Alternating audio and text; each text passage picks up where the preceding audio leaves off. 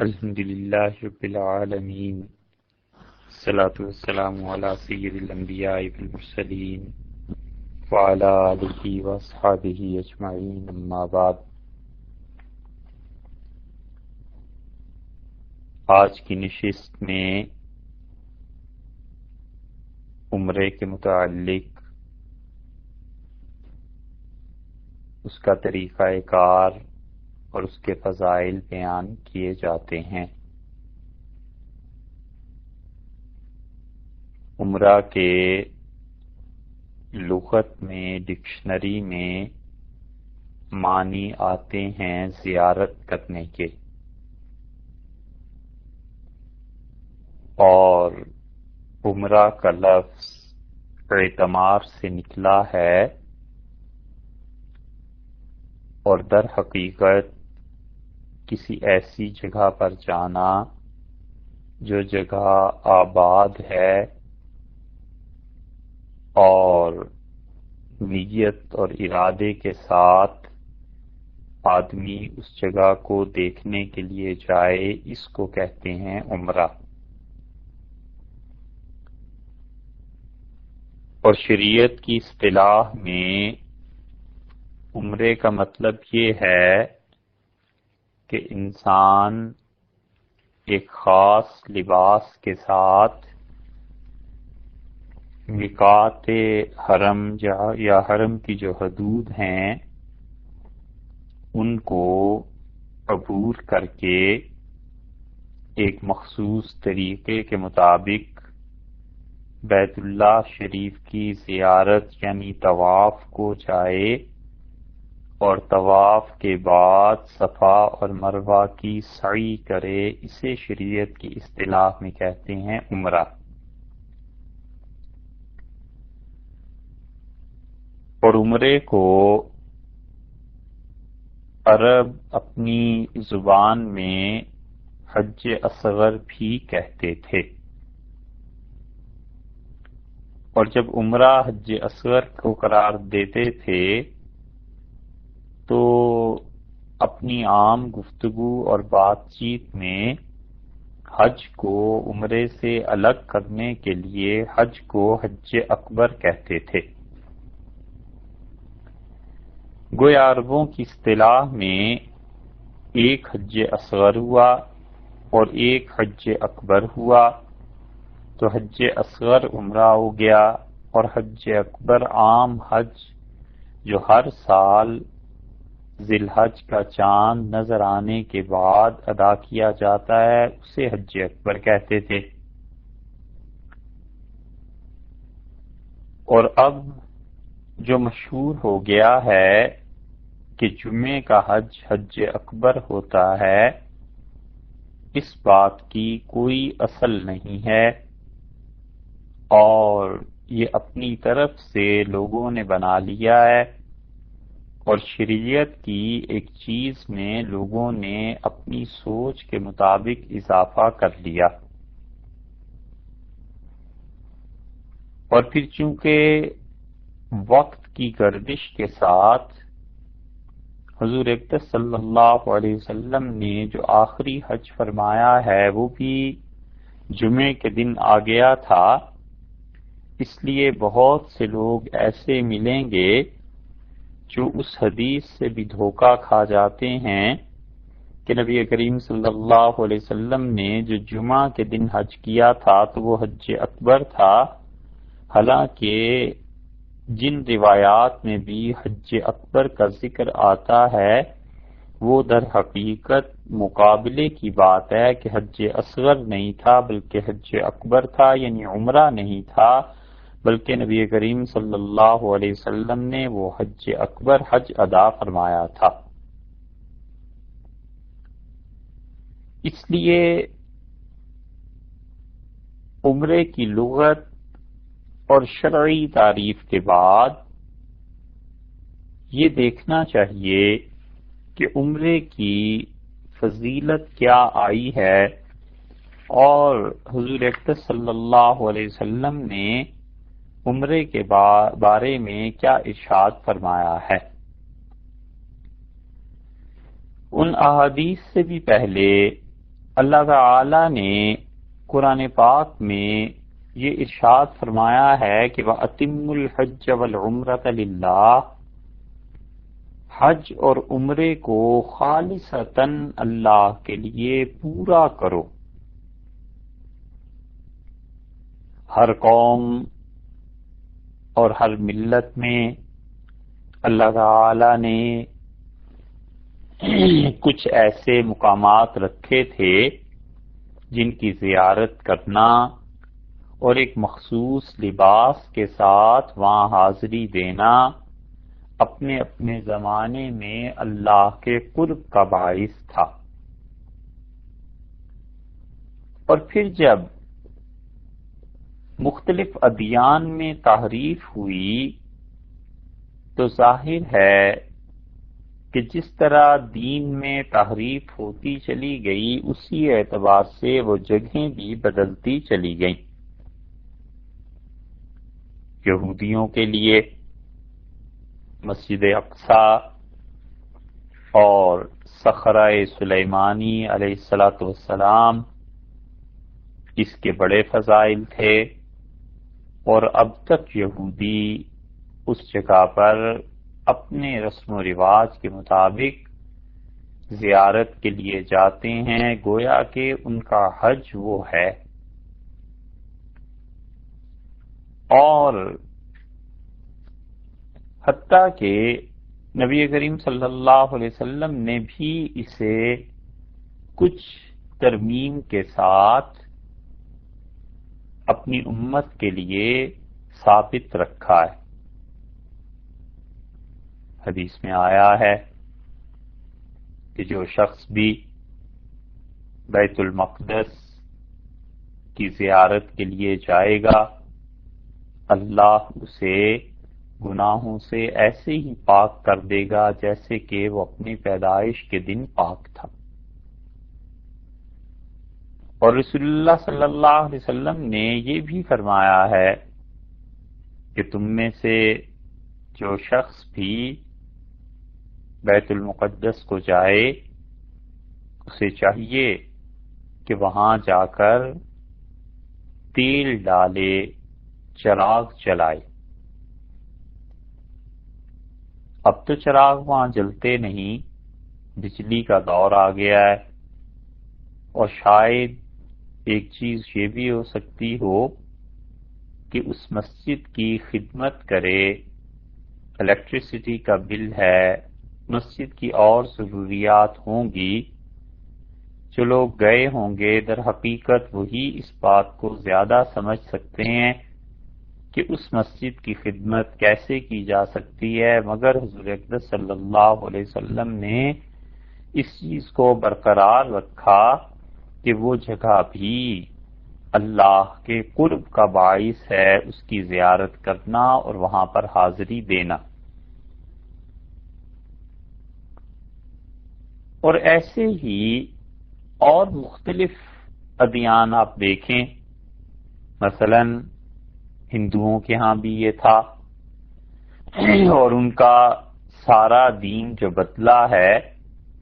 اگر یہ مان لیا جائے کہ اس دین کی بنیاد بھی کسی زمانے میں اللہ کی نازل کردہ تعلیمات تھیں، تو ان کے ہاں بھی مقدس مقامات تھے۔ اب تو پتہ چلنا دشوار ہے کہ اللہ تعالی نے ہندوستان کے لوگوں کے لیے، اس بر صغیر کے لوگوں کے لیے کون سے مقدس مقامات رکھے ہوں گے، مگر ہندو سال میں 5 حج کیا کرتے تھے، اور ایک ان کی حاضری ٹیکسلا ہوتی تھی، اور ایک دوسرے نمبر پہ وہ ملتان جاتے تھے، اور تیسری جگہ سومناتھ تھی، اور چوتھی جگہ ملتان، اور 5ویں جگہ بامیان جو آج کل اب افغانستان کا ایک حصہ ہے۔ یہ 5 جگہیں ہندوؤں کے ہاں ایک مدت تک مقدس مانی جاتی رہیں، اور وہ باقاعدہ چادریں باندھ کے اور ایک مخصوص رنگ کی چادریں باندھ کے وہاں جایا کرتے تھے۔ اسی طرح جب یہ آخری دین آیا ہے، جس دین کے بعد اب قیامت تک کوئی دین اور نبوت نہیں ہے، تو اللہ تعالی نے بیت اللہ کے متعلق بتایا کہ یہاں پر آؤ، اور اب اللہ کا قرب حاصل کرنے کے لیے جو جگہیں رہ گئی ہیں وہ یہ ہیں۔ اور ارشاد فرمایا کہ وَأَتِمُّ الْحَجَّ وَالْعُمْرَةَ لِلَّهِ، اور حج اور عمرے کو خالص اللہ کے لیے پورا کرو۔ حج اور عمرے کے الفاظ پہلے لا کے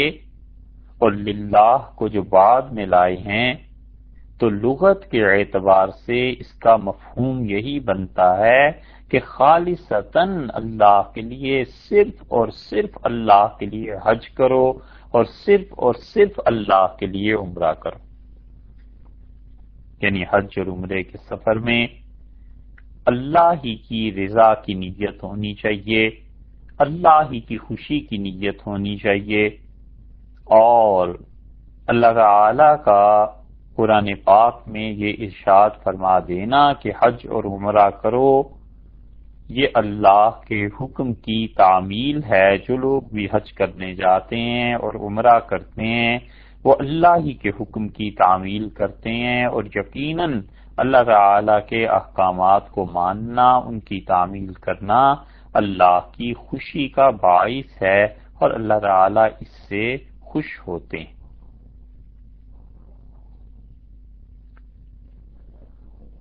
اسی طرح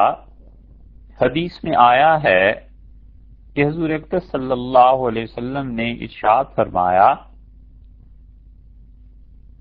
کہ العمرۃ الی العمرۃ کفارۃ لما بینہما۔ حضرت ابو ہریرہ رضی اللہ عنہ کی روایت ہے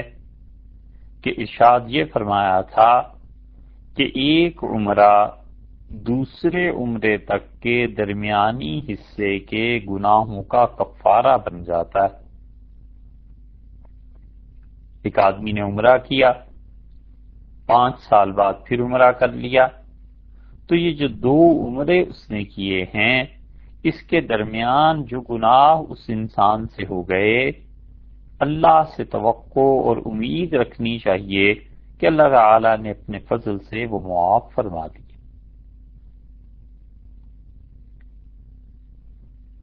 اور اللہ تعالی پہ اعتماد اور اس حسن ظن کے ساتھ جو اللہ سے ایک مومن انسان کو ہوتا ہے، یہ خیال کرنا چاہیے کہ ایک عمرہ پہلے کیا، دوسرا عمرہ اپنی زندگی کے کسی اور حصے میں کیا، تو بھی اللہ کے فضل، اس کے کرم سے امید کرنی چاہیے کہ انسان نے وہ گناہ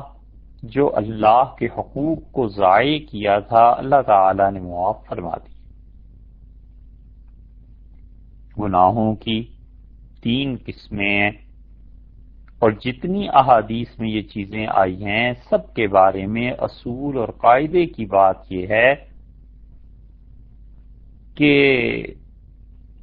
جن گناہوں کا تعلق انسانوں کے حقوق سے ہے وہ معاف نہیں ہوتے۔ مثلا ایک آدمی نے دوسرے کو گالی دی اور پھر عمرہ کرنے بھی چلا گیا، تو یہ گالی دینا معافی نہیں ہے۔ وہ جس طرح عمرے پہ جانے سے پہلے فاسق تھا، ایسے ہی عمرہ ادا کر کے آئے، پھر بھی فاسق کا فاسق رہے گا جب تک کہ اس کا بھائی اسے معاف نہ کرے۔ حضور اقدس صلی اللہ علیہ وسلم نے ارشاد فرمایا کہ سباب المسلم فسق، مسلمان کو گالی دینا بغیر وجہ کے یہ فاسق ہے، فسق کا کام ہے، شدید گناہ ہے، وقتالہ کفر۔ اور آپ نے فرمایا مومن کا قتل یہ تو کافروں ہی کی حرکت ہے۔ تو کبھی اس خوش فہمی میں نہیں رہنا چاہیے کہ جو کچھ لوگوں کے حقوق کے متعلق ہے وہ معافی ہو جائے گی، وگرنہ تو حضور اقدس صلی اللہ علیہ وسلم بعض روایات میں یہ آیا ہے جو اچھی خاصی مضبوط بھی ہیں کہ جب حج کے لیے حاضری ہوئی تھی تو مزدلفہ میں رات گزارنے کے بعد صبح مسکرا رہے تھے، اور صحابہ کرام رضی اللہ عنہم نے پوچھا کہ آپ کی ہنسی اور مسکرانے کی کوئی وجہ تو ہوگی؟ تو رسول اللہ صلی اللہ علیہ وسلم نے فرمایا کہ میں نے اللہ تعالی سے دعا مانگی کہ پروردگار سب کی بخشش کر دے، اور جس نے جس پر ظلم کیا تو اس پہ تو قدرت رکھتا ہے کہ مظلوم کو قیامت میں زیادہ دے دے اور ظالم کو معاف کر دے، اور ظلم کا جو حصہ اس پہ دنیا میں ہوا تھا مظلوم پہ اس کو تیرا قرب نصیب ہو جائے۔ تو اللہ تعالی نے میری اس دعا کو قبول نہیں فرمایا، اور پھر آج مجھے بشارت دی گئی کہ تمہاری اس دعا کو قبول کر لیا گیا۔ تو ایسی احادیث میں ہے، لیکن اگر اس کو کہہ دیا جائے کہ یہ عام اور ہر آدمی کے لیے ہے تو پھر تو معاشرہ تلپٹ ہو کے رہ جائے، ہر آدمی دوسرے پہ ظلم کر کے یہ سوچ لے کہ مزدلفہ کی شب میں چونکہ رسول اللہ صلی اللہ علیہ وسلم کی دعا ظالموں کے حق میں بھی قبول ہو گئی تھی، اس لیے دنیا میں تو کوئی نظام پھر باقی ہی نہ رہے۔ اس لیے صاحب یہ بات نہیں ہے کہ گناہوں کی معافی اس میں بھی ہو جائے گی جو لوگوں کے حقوق ہیں، لوگوں کو حرام کھلانا، نشے کی چیزیں بیچنا، لوگوں کی جائیدادوں پر ظلم سے قبضہ کرنا، اور دھوکے دے کے لوگوں کا مال بٹورنا، اور پھر رمضان آنے پہ عمرے پہ چل پڑنا، اس کی حالت نہیں بدلے گی جب تک کہ وہ لوگوں کو ان کے حقوق ادا نہ کرے اور پیسے لوگوں کے واپس نہ کرے، لوگوں کی جائیداد واپس نہ کرے۔ اور دوسرے گناہ وہ ہیں جو اللہ کا حق اس آدمی نے ضائع کیا مگر یہ اس کو پورا کر سکتا تھا، مثلا نماز قضا کر دی، تو نماز کی قضا یہ کر سکتا تھا۔ اب عمرے کے بعد عمرہ کر دینے کا مطلب یہ تھوڑا ہی ہے کہ نمازیں ساری معاف ہو گئیں جو قضا کی ہوئی تھی بس۔ زکوٰۃ ادا نہیں کی 10 سال، یہ تو اللہ کا بھی حق ضائع کیا اور لوگوں کا بھی حق ضائع کیا، اس گناہ کی معافی نہیں ہے۔ تو اللہ کے وہ حقوق جو انسان کے ذمے واجب ہیں موت تک اور جن کی قضا ہو سکتی ہے وہ بھی معافی نہیں ہوتی، تو پھر کن گناہوں کی معافی ہوئی؟ ان گناہوں کی معافی ہوئی کہ اللہ تعالیٰ کے وہ حقوق اس نے پورے کر دیے مگر چونکہ بر وقت پورے نہیں کیے تھے تو جو تاخیر اس نے کی اور گناہ کمایا اس کی معافی ہوگی۔ یا انسانوں کے ساتھ ایسے گناہ اور افعال جو ان کی اپنی ذات تک محدود رہتے ہیں، صغیرہ گناہ جسے کہتے ہیں اصطلاح میں، ان کی معافی ہو جاتی۔ اس لیے آدمی ہمیشہ سوچے کہ میری ذات سے جن کو نقصان پہنچا ہے میں اس نقصان کو کیسے پورا کر سکتا ہوں۔ جھوٹے مقدمے، دوسروں کو عدالت، تھانے، کچہری تک پہنچانا اور اپنے نفس کی تسکین اور انتقام بغیر کسی وجہ کے لوگوں کو نشانہ بنانا، یہ سب چیزیں حج کرنے جائے، عمرہ کرنے جائے اور بیت اللہ کا غلاف لے کے آ کے کپڑے پہن لے اور کپڑے پہن کے پھر وہ بیت اللہ کے اندر بھی جا کر نمازیں پڑھتا رہے تو بھی وہ فاسق کا فاسق اور گناہگار رہے گا جب تک کہ اللہ کے بندوں کو ظلم سے نجات نہیں دلائے گا، اپنے ظلم سے نہ کرے لوگوں کی عزتیں اور لوگوں کا مال بہت ہی احترام کی چیزیں ہیں۔ نبی کریم صلی اللہ علیہ وسلم نے فرمایا جو کسی کا مال تباہ کرتا ہے، آگے الفاظ یہ آئے ہیں کہ آپ نے اطلفہ اللہ، اور دو ترجمے اس کے کیے گئے ہیں۔ یا تو رسول اللہ صلی اللہ علیہ وسلم نے یہ فرمایا ہے کہ اللہ اسے برباد کر دے گا، یعنی جو لوگوں سے مال بٹورتا ہے تجارت کے نام پہ، دین کے نام پہ، کسی بھی عنوان سے، زمینوں کے چکر پہ، اور سوسائٹیز اور کیا کیا، اور اس مال کو بے دریغ خرچ کرتا ہے بغیر یہ سوچے سمجھے کہ اس میں لوگوں کا حق ہے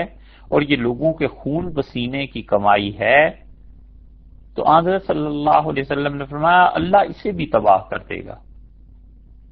اور یا پھر اس کا ترجمہ یہ کیا گیا ہے کہ اطلفہ اللہ، اللہ اسے برباد کر دے، یعنی رسول اللہ صلی اللہ علیہ وسلم نے اسے بددعا دی ہے۔ تو بددعا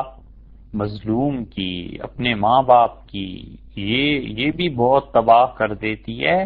کجا یہ کہ کسی آدمی کو رسول اللہ صلی اللہ علیہ وسلم بددعا دیں اور وہ بچ جائے گا۔ اسی لیے شیخ عبدالحق صاحب محدث دہلوی نے اس حدیث کے ضمن میں اشعۃ اللمعات جو مشکات کی شرح ہے وہ کہتے ہیں کہ علماء نے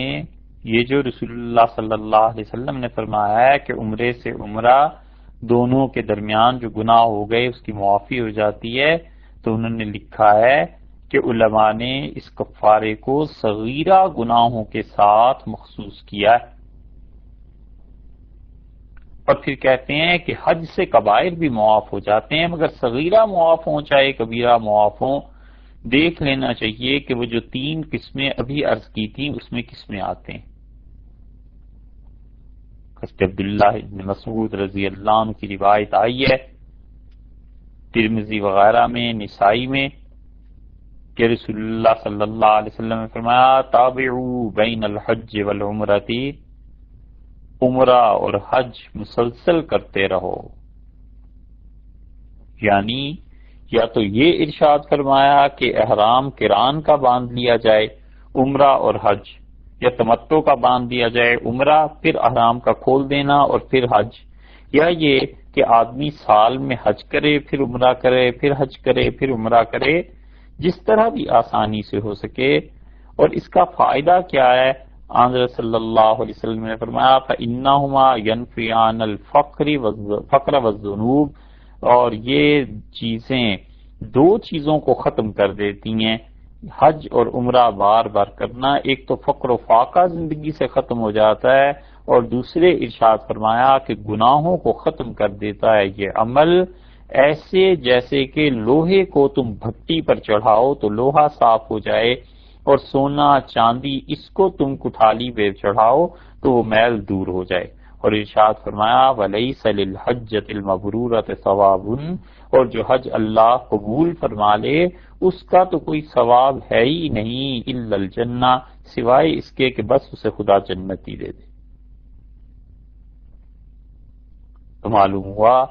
کہ حج اور عمرہ کرنے سے گناہ بھی معاف ہوتے ہیں، اور ان کی برکتوں سے انسان کا فقر و فاقہ بھی دور ہو جاتا ہے، اور اللہ تعالی ان انسانوں کی نیکی کی توفیق اس میں اضافہ فرما دیتا ہے۔ اور ابن ماجہ میں حضرت ابو ہریرہ رضی اللہ عنہ کی روایت آئی کہ رسول اللہ صلی اللہ علیہ وسلم الحجاج والعمار، جو حج کرنے آتے ہیں اور جو عمرہ کرنے آتے ہیں وفد اللہ، یہ اللہ کے مہمان ہیں، وفد ہیں، ڈیلیگیشن۔ ان دعو،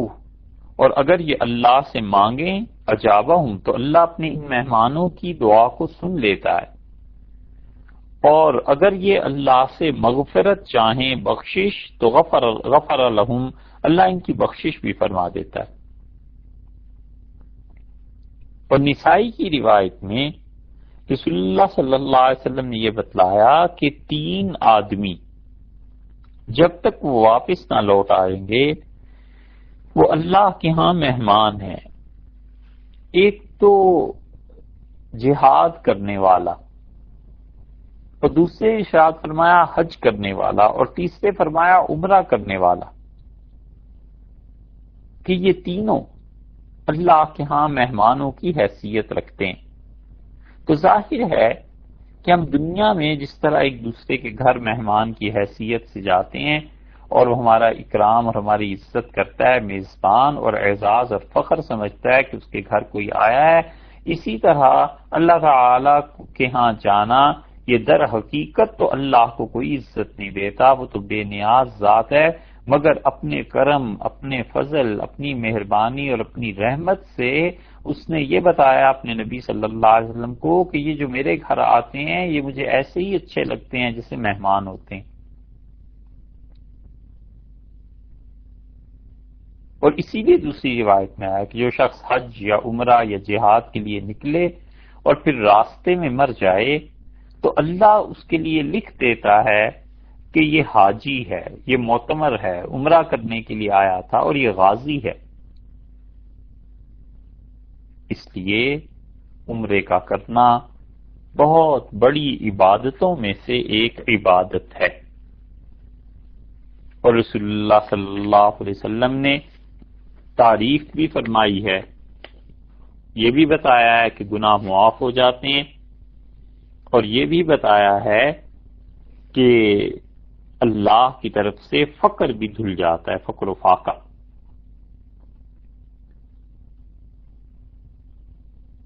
اور پھر رمضان میں عمرہ کرنا، اس کے اور بھی فضائل آئے ہیں. نبی کریم صلی اللہ علیہ وسلم نے ارشاد فرمایا کہ عمرۃ فی رمضان تعدل حجۃ، رمضان میں عمرے کا ثواب ایک حج کے برابر ہے. یعنی جتنا کسی انسان کو ثواب حج میں ملے گا ایسا ثواب رمضان میں عمرہ کرنے پر ملے گا. اور مسلم کی روایت میں آیا کہ حجۃ معی، رسول اللہ صلی اللہ علیہ وسلم نے فرمایا رمضان میں جو عمرہ کرتا ہے اس کو ایسا ہی ثواب ہے جیسے اس نے میرے ساتھ حج کیا. بڑی سعادت، بڑی نیکی اور بہت بڑی فضیلت کی بات ہے کہ کوئی آدمی رمضان میں عمرہ کرے اور وہ اس بشارت کو پائے کہ گویا کہ اس نے رسول اللہ صلی اللہ علیہ وسلم کے ساتھ حج کیا. بہت بڑے اعمال میں سے اور نیکیوں میں سے ہے. لیکن اس سے بھی بڑی نیکی ہمارے زمانے میں اور اس سے بھی بڑی اچھائی یہ ہے کہ امت جس فقر اور فاقے کے دور سے گزر رہی ہے، یہ عمرے پہ خرچ کرنے کا پیسہ اپنے محلے، اپنے شہر، اپنے رشتہ داروں پر نظر کر کے ان پر خرچ کیا جائے. جن بچیوں کی شادیاں صرف پیسے کی وجہ سے رکی ہوئی ہیں ان کی شادیاں کر دی جائیں. جو نوجوان اپنا نکاح نہیں کر سکتے محض پیسہ نہ ہونے کی وجہ سے ان کو پیسہ دیا جائے کہ وہ نکاح کر لیں. یہ اس عمرہ رمضان کا اس سے بھی بڑی نیکی ہے. اور جن فقہا نے یہ فتویٰ دیا ہے، حج کی بحث میں ان کی کتابوں کے حوالے گزر چکے. آج سے 200 برس قبل کے مفتی یہ کہتے تھے کہ ہمارے زمانے میں مسلمانوں میں جتنی غربت آ گئی ہے، اس صورت میں ان کی غربت کو دور کرنا عمرے سے افضل ہے. 200 برس پہلے فتویٰ یہ تھا، اب تو اور زیادہ حالات خراب ہو گئے. اس زمانے میں مسلمانوں کی بادشاہتیں، نوابیاں، حکمرانیاں یہ قائم تھیں، اب تو بھی نہیں رہی. ایسے ہی اس پیسے کو ان لوگوں پر خرچ کرنا جنہیں قرض نے گھیر لیا ہے کہ انہیں دیا جائے، وہ اپنا قرض اتاریں، یہ زیادہ ثواب کی چیز ہے. اور ایسے ہی جو بچے تعلیم حاصل نہیں کر سکتے، پڑھ نہیں سکتے، ان کی تعلیمی اخراجات میں مدد کرنا یہ عمرے سے زیادہ ثواب ہے۔ لیکن بات وہی ہے کہ یہ چیز نظر کسی کو نہیں آتی نا، اور نہ ہی کوئی یہ کہتا ہے کہ مبارک ہو آپ عمرہ کرائیں۔ وہ نیکی جس میں انسان کے اپنے نفس کا حصہ شامل ہو، اس نیکی سے وہ گناہ اچھا ہے جو اللہ معاف فرما دے، والعیاذ باللہ۔ اور عمرے کی شرعی حیثیت ہمارے فقہا کے نزدیک یہ ہے کہ احناف رحمہ اللہ یہ کہتے ہیں کہ جو شخص بھی عمرے پر جانے کے لیے صحت، تندرستی اور سواری کی طاقت رکھتا ہو تو ساری زندگی میں ایک مرتبہ عمرہ کرنا سنت مؤکدہ ہے، بس واجب نہیں۔ اسی بات پر فتویٰ ہے، اور جن حنفی فقہا نے اسے واجب کہا ہے، جیسے قاضی خان ہیں رحمہ اللہ، بڑے فقیہ تھے، اور بدائع الصنائع کے مصنف علامہ کاسانی رحمۃ اللہ علیہ، انہوں نے بھی کہا ہے کہ یہ واجب ہے۔ اور وہ فقہا جو صدقہ فطر، قربانی، وطر کی نماز، ان ساری چیزوں کی طرح عمرے کو بھی واجب قرار دیتے ہیں، در حقیقت وہ واجب کا لفظ لکھتے ہیں، مگر واجب سے ان کی مراد بھی سنت ہی ہوتی ہے۔ مفتبہی قول جس پہ فتویٰ دیا جاتا ہے بس وہی ہے کہ ساری زندگی میں ایک مرتبہ عمرہ کرنا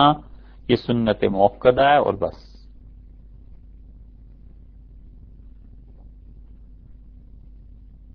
بعض حضرات نے فرض کفایہ بھی لکھ دیا ہے، بخارا کے مشائخ میں سے کچھ حضرات نے، وہ بھی یہی ہے کہ فرض کفایہ، سنت مؤکدہ، واجب، یہ سارے الفاظ ایک دوسرے کے بدل میں استعمال ہو گئے ہیں، وگرنہ حقیقت یہی ہے جو صاحب فتح القدیر رحمۃ اللہ علیہ نے لکھی ہے، اور باقی فتوے کی کتابوں کے مطابق بھی، کہ عمرے کا کرنا سنت مؤکدہ ہے اس شخص کے لیے جس کے پاس صحت بھی ہو اور آنے جانے کا کرایہ بھی ہو، اور ساری زندگی میں ایک مرتبہ عمرہ کرنا یہ سنت مؤکدہ ہے۔ اور سال کے 5 دن چھوڑ کے جن کا بھی تذکرہ آتا ہے، کوئی وقت عمرے کے لیے متعین نہیں ہے، دن رات جب چاہے انسان عمرہ کر سکتا ہے۔ صرف 5 دن ایسے ہیں جن میں عمرہ کرنا گناہ کا کام ہے، اور وہ 5 روز 9 ذی الحج سے لے کے 13 ذی الحج تک ہیں۔ اللہ نے ان 5 دنوں کو حج کے لیے رکھا ہے۔ 9 ذی الحج عرفہ ہو گیا عرفات کے میدان میں، پھر 10 ذی الحج، 11، 12 اور 13 کو چونکہ آخری رمی ہوتی ہے تو 9 ذی الحج سے 13 ذی الحج تک کا عمرہ مکروہ ہے، اور باقی سارے سال میں کسی بھی وقت عمرہ جائز ہے۔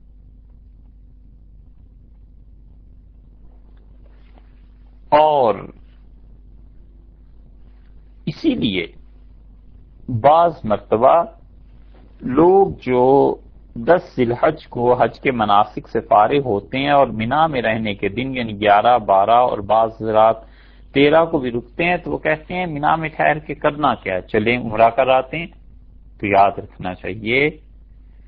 کہ عمرے کے لیے نہیں جانا چاہیے ان دنوں میں، یہ گناہ کی بات ہے۔ اور رمضان المبارک میں عمرہ کرنا دیگر مہینوں کے مقابلے میں افضل ہے، اور طواف کثرت سے کرنا بیت اللہ کا یہ عمرہ کثرت سے کرنے سے افضل ہے۔ مثلا ایک آدمی گیا عمرے کے لیے اور اس نے 10 مرتبہ عمرہ کیا تو 10 عمرے ہو گئے نا۔ اب وہ آدمی 10 گھنٹے عمرے کے لیے لگاتا ہے، 2 گھنٹوں میں فرض کیجئے عمرہ ہوا تو 20 گھنٹے، یہ 20 گھنٹے اگر وہ طواف میں لگاتا ایک عمرہ کر لینے کے بعد تو یہ 20 گھنٹے طواف کے افضل تھے۔ مکہ مکرمہ کے قاضی تھے حنفی ابراہیم ابن زہیرہ رحمۃ اللہ علیہ،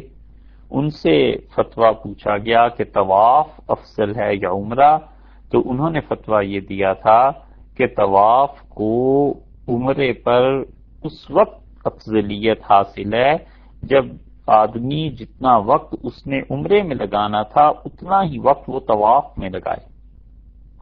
2 گھنٹے میں مثلاً طواف ہوتا ہے، عمرہ ہوتا ہے 2 گھنٹے میں، تو 2 گھنٹے اگر وہ طواف کرتا رہے گا تو اب اس کا طواف کرنا اس کے عمرے سے افضل ہو جائے گا۔ شامی وغیرہ میں یہ حوالے مل جائیں گے۔ تو الغرض بیت اللہ میں عبادت میں وقت گزارنا یہ عمرے کے ذریعے بھی اور طواف کے ذریعے بھی ہو سکتا ہے، اور طواف چونکہ خود مستقل عبادت ہے اس لیے جو آدمی بھی طواف کرے اور اتنا ہی وقت اس میں لگائے جتنا عمرے میں لگاتا ہے تو یہ اس انسان کے لیے افضل ہے، اچھی چیز ہے کہ طواف کرتا رہے۔ اور عمرے میں 2 فرض ہیں، ایک احرام کا باندھنا اور دوسرا فرض ہے تلبیہ، طواف اور احرام کے لیے تلبیہ، اور بعض حضرات نے نیت کو بھی فرض قرار دیا ہے۔ تو یہ سمجھ لیجئے کہ 3 فرض ہو گئے، ایک تو احرام باندھے، سب سے پہلے تو بلکہ نیت ہو گئی کہ نیت کرے، اور پھر اس کے مطابق احرام کو باندھے، اور اس کے مطابق پھر طواف کو کرے، تلبیہ پڑھے، یہ چیزیں فرض ہیں عمرے میں۔ اور طواف کرنے کے لیے صرف نیت فرض ہے بس۔ تو عمرے میں احرام بھی ہوا نیت کے تابع اور طواف بھی ہو گیا، اور صرف طواف اگر کرنا ہے تو اس کے لیے نیت کا ہونا فرض ہے۔ اور عمرے میں کچھ واجبات بھی ہیں، اور عمرے میں صفا اور مروہ کے درمیان سعی کرنا یہ واجب ہے، اور سر کے بال کتروانا یہ بھی واجب ہے۔ 2 چیزیں ہیں جو عمرے میں واجب قرار دی گئی ہیں، اور سنت کے مطابق وہ اعمال ہیں جو حج میں بھی ہیں اور عمرے میں بھی ہیں، طواف میں بھی ہیں۔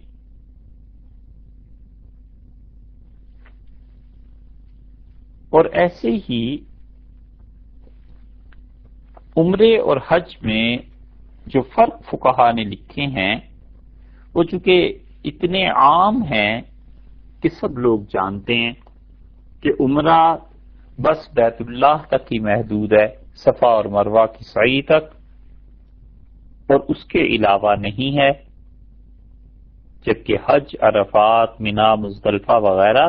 یہ سب چیزیں اس میں شامل ہیں۔ اس لیے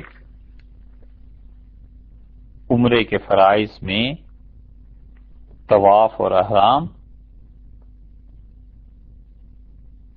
اور عمرے کا جب احرام باندھ لے تو نیت اور تلبیہ، یہ 2 فرض اور ہو گئے۔ اسی کو بعض نے 3، بعض نے 2، بعض نے 4 لکھ دیا ہے، مگر حقیقت یہی ہے کہ سب سے پہلے نیت ہے، اس کے بعد احرام کا باندھنا ہے، پھر تلبیہ کا پڑھنا ہے اور طواف کا کرنا ہے، اور طواف کے بعد صفا اور مروہ کی سعی ہے، یہ واجب ہے، اور بال کٹانا یا منڈانا یہ بھی واجب ہے۔ تو خلاصہ یہ نکلا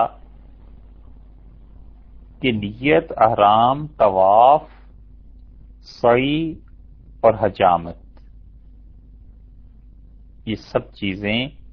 عمرہ ان پر مشتمل ہے۔ اور جن فقہا نے عمرے میں طواف میں پہلے 4 چکر ادا کرنا فرض لکھا ہے اور طواف کا قلیل حصہ یعنی تھوڑا حصہ 3 چکر باقی رہ گئے، ان کے متعلق بحث کی ہے۔ چونکہ وہ بحث بہت طویل اور بعض اوقات پیش ہی نہیں بلکہ اکثر پیش ہی نہیں آتی، اس لیے اسے چھوڑتے ہیں۔ یہ ہیں عمرے کے فرائض اور واجبات، اور سنتیں اور آداب وہ حج میں عمرے میں یکساں ہیں۔ اور عمرہ کرنے کا ایک طریقہ یہ کہ کوئی آدمی 2 عمروں کو ملا لے، یعنی ایک عمرہ اس نے کیا اور احرام ابھی کھولا نہیں، سر کے بال نہیں منڈائے،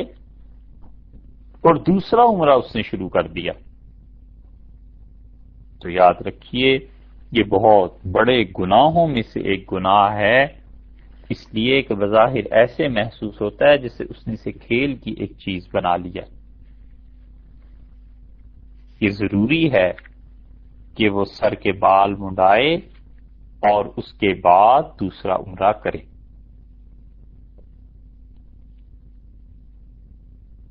ایک آدمی نے نماز پڑھی اور وضو ابھی باقی تھا اور دوسری نماز پڑھ لی، یہ تو ٹھیک ہے، لیکن یہ عمرے کا معاملہ ایسے نہیں ہے کہ اس نے سعی کر لی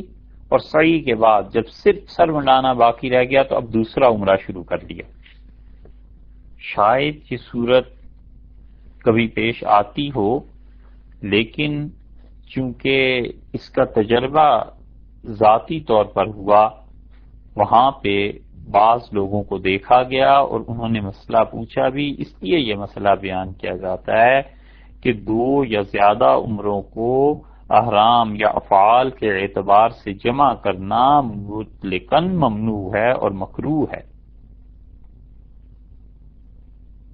صاحب ہدایہ رحمۃ اللہ علیہ نے یہ تصریح کی ہے کہ یہ بدعت ہے، اور باقی فقہا نے لکھا ہے کہ حرام ہے، اور وہ بھی علت یہی بیان کرتے ہیں کہ وہ بدعت ہے۔ تتار خانیہ فتوے کی بہت مضبوط کتاب ہے، وہ بھی یہی کہتے ہیں، اور عطابی رحمۃ اللہ علیہ تو یہ روایت تک لے آئے ہیں کہ حضور اقدس صلی اللہ علیہ وسلم فرمایا اکبر الکبائر، بدترین گناہوں میں سے ایک گناہ، کیونکہ اللہ کے گھر میں حاضر ہے، خاص اللہ کی رحمتیں عنایات بارگاہ خداوندی میں اس پہ برس رہی ہیں، اور وہ اپنی طرف سے ایک چیز ایجاد کر رہا ہے، تو ایک عمرہ پورا کرے پھر اس کے بعد دوسرا عمرہ، اور عمروں کا کثرت سے کرنا کہ یہ ایک فقہا نے لکھا ہے کہ مستحب ہے، ٹھیک ہے، لیکن ایک عمرے کا احرام کھولنے سے پہلے پھر دوسرا شروع کر دینا یہ حرام کام۔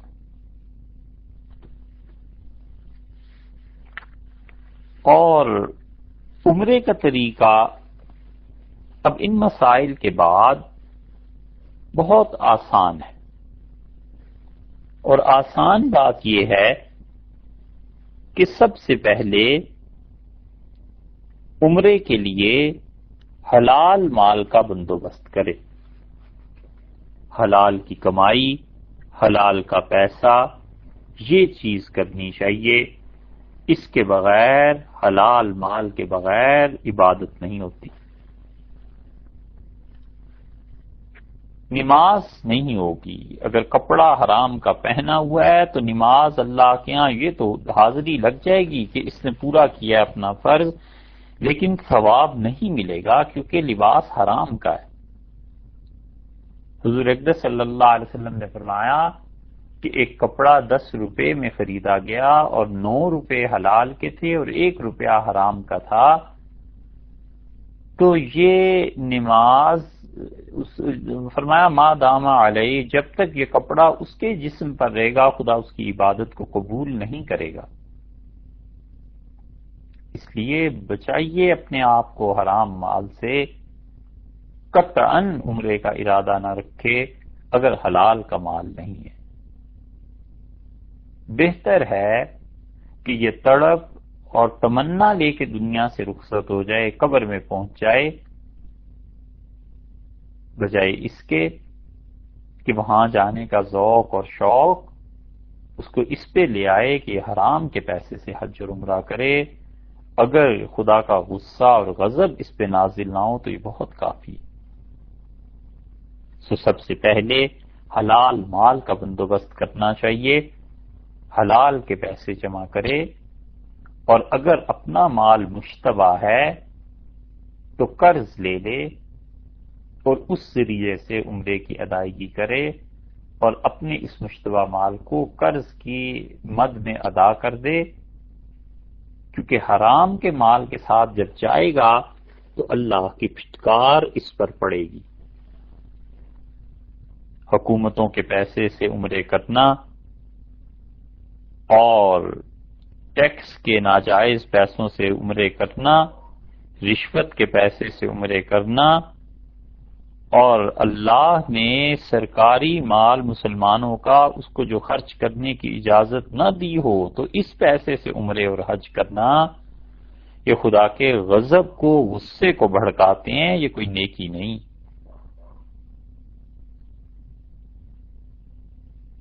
نبی کریم صلی اللہ علیہ وسلم نے فرمایا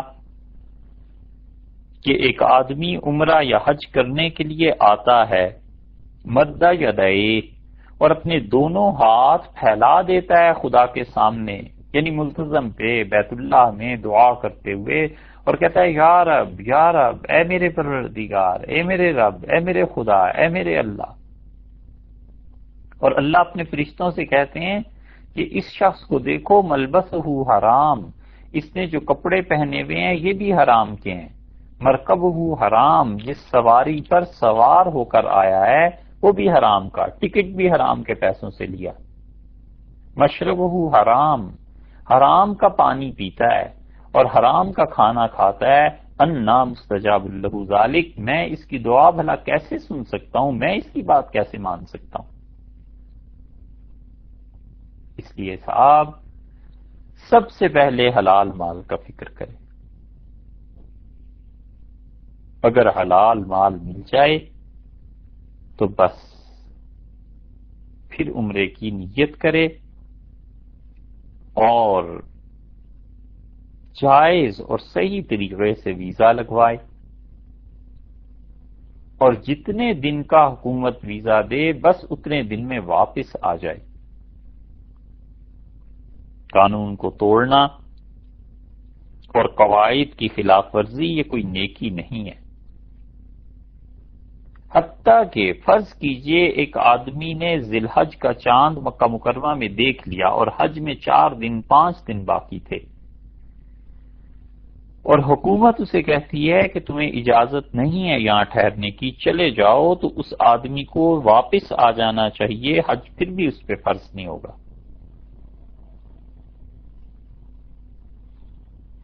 مسلمانوں میں بہت بڑی خرابیوں میں سے ایک خرابی یہ بھی ہے کہ کسی قانون، قاعدے اور ضابطے کے تحت زندگی بسر نہیں کرنی، بس جو اپنے دل میں آ گیا یہی قانون، قاعدہ اور ضابطہ، اور دین نام ہے ان کے نزدیک اپنی خواہشات کو پورا کرنے کا، چونکہ ہمارے دل میں یہ خواہش آ گئی لہٰذا اب کسی طرح شریعت بھی اسے جائز قرار دے، دین اپنے تابع ہو جائے، ہم دین کے تابع نہ ہوں۔ تو حکومت نے جتنے دن کی اجازت دی ہے بس ٹھیک ہے، اتنے ہی دیں، مجبوری کوئی ہو تو الگ بات ہے، جیسے سیٹ کسی کو نہیں ملی یا کوئی اور مسئلہ ایمرجنسی کا، وہ ایک الگ مسئلہ ہے۔ اور اس کے بعد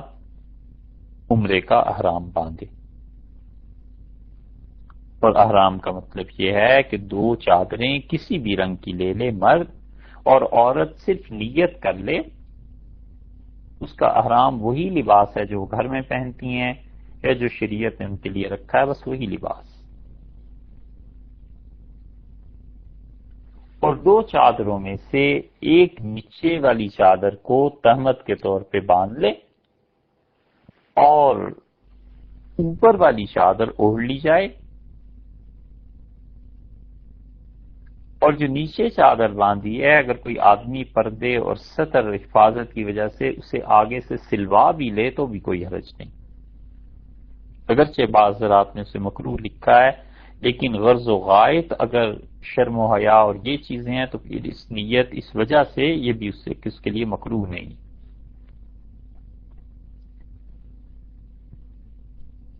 اور سر ڈھانپ کے 2 رکعتیں پڑھ لی جائیں نفل. اور حضور اقدس صلی اللہ علیہ وسلم عام طور پر نفل پڑھتے تھے ایسے مواقع پہ تو پہلی رکعت میں قل یا ایھا الکافرون اور دوسری رکعت میں قل ھو اللہ پڑھتے تھے.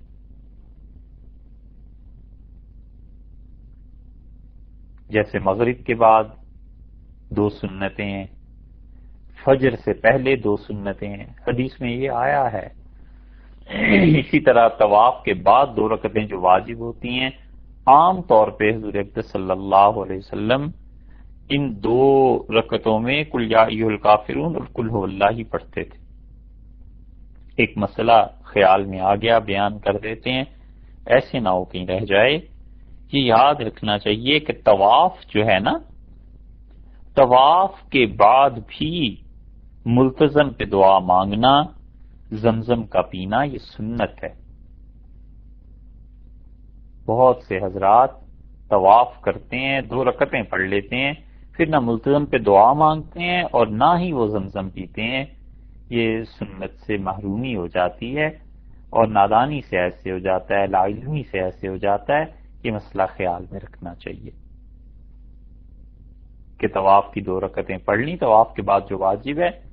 اور عمرہ نہیں کر رہا صرف طواف کر رہا ہے نا، تو بھی ملتزم پہ حاضری دے اور زمزم پیے. تو عمرے میں اب سر ڈھانپ کے 2 رکعتیں پڑھ لی تھیں، سلام پھیر کے اب تلبیہ پڑھنا چاہیے اور نیت کرنی چاہیے کہ پروردگار میں عمرہ کرتا ہوں آپ کے لیے، آپ کی خوشی کے لیے، اللہ اسے آسان بھی فرما اور قبول بھی فرما. اور تلبیہ وہ جو حدیث میں آیا ہے کہ لبیک اللہم لبیک لبیک لا شریک لک لبیک ان الحمد والنعمت لک والملک لا شریک لک، اور 3 مرتبہ تلبیہ پڑھ لیا. اب نیت کا فرض بھی پورا ہو گیا، تلبیہ کا فرض بھی پورا ہو گیا، اور احرام باندھ لیا تھا یہ بھی فرض پورا ہو گیا. اب اس کے بعد سفر شروع ہو جائے گا اور سفر میں کثرت سے تلبیہ پڑھتا رہے، مگر